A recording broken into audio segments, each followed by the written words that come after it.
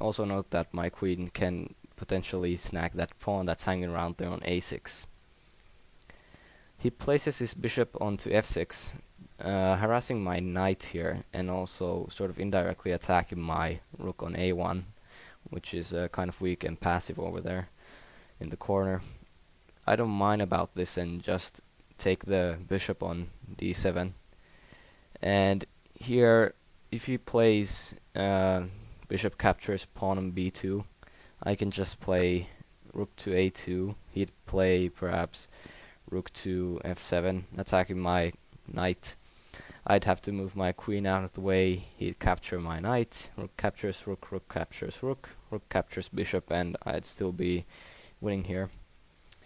But instead, he makes another weird move, which is to move his king into the corner, h8.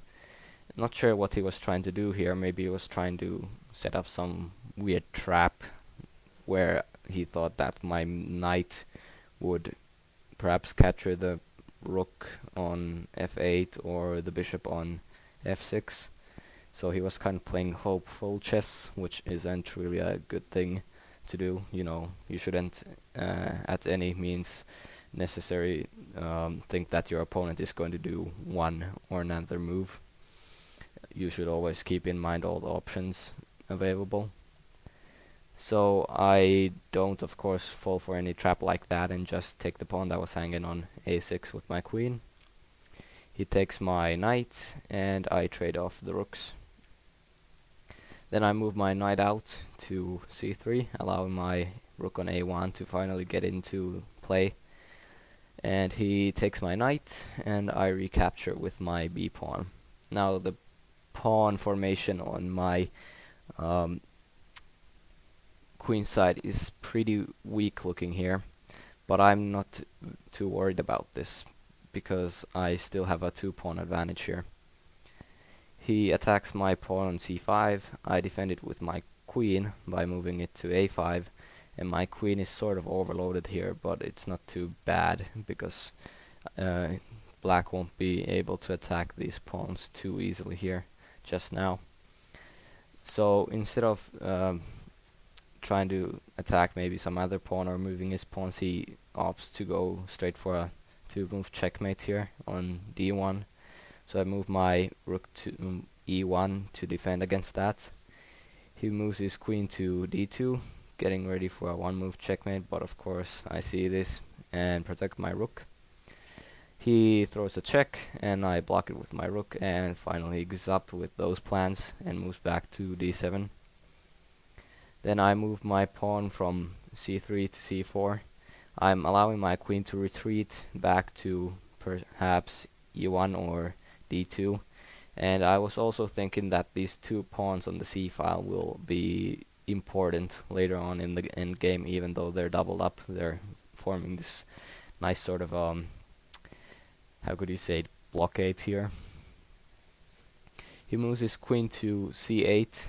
And I'm not sure what the point of this was. Perhaps it was just to get his rook to be the first attacker down the d-file, or maybe he was thinking about swinging his queen over to the a-file at some point.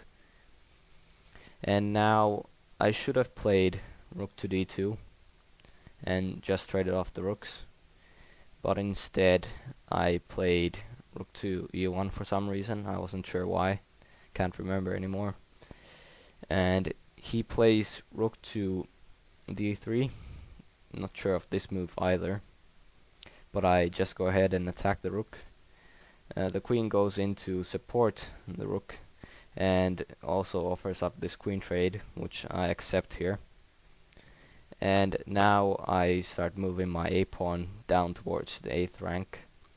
He sees this and goes to attack it, and I defend it with my rook by moving my rook to a1. He tries to get his king centralized, and now I move my pawn to f4. And this f4 square is going to be pretty important in stopping his king from penetrating into my my lands, so to speak. So he still keeps moving forwards, and now I add another defender to this f4 pawn by moving to g3. He moves to e7, and I start moving my king towards the center because I want to penetrate with these through these dark squares.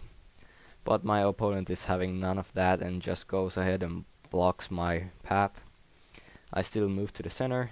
He checks my king. I move my king to c3. Then he attacks my pawn on f4. I just move my a pawn. He goes to block and put pressure on it. I still keep moving, and he takes my f4 pawn. I capture back with my e pawn. He attacks my f4 pawn yet again. Now that the e pawn of black is gone, I can get ready to penetrate into his space and move my king to d4. He takes my f4 pawn, and I capture back the pawn with my g pawn, and I'm still keeping this blockade going on here. My opponent plays his king to e6 because he wants to keep this e5 square protected, so I can't get into his space.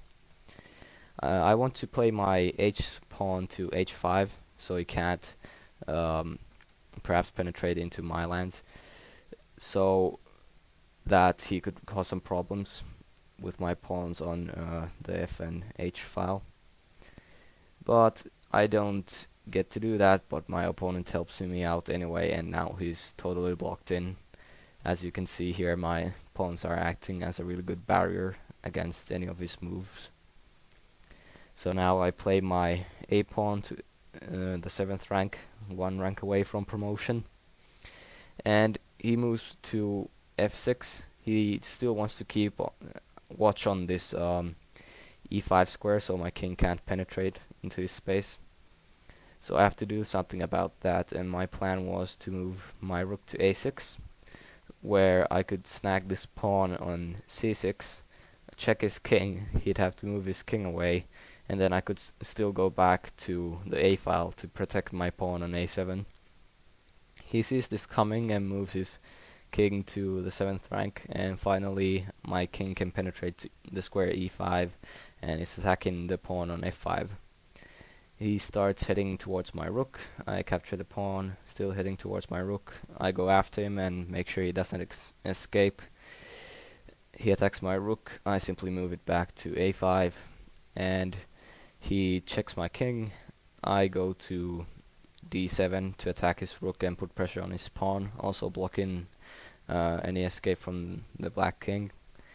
He attacks my pawn on f4, but it's, of course, as it was long ago, just a matter of time. Here I just promote my pawn to a queen, and his only legal move here is to take back with his rook. We trade off the rooks, and the game ends here, as he has nothing really to do against stopping my f pawn from promoting.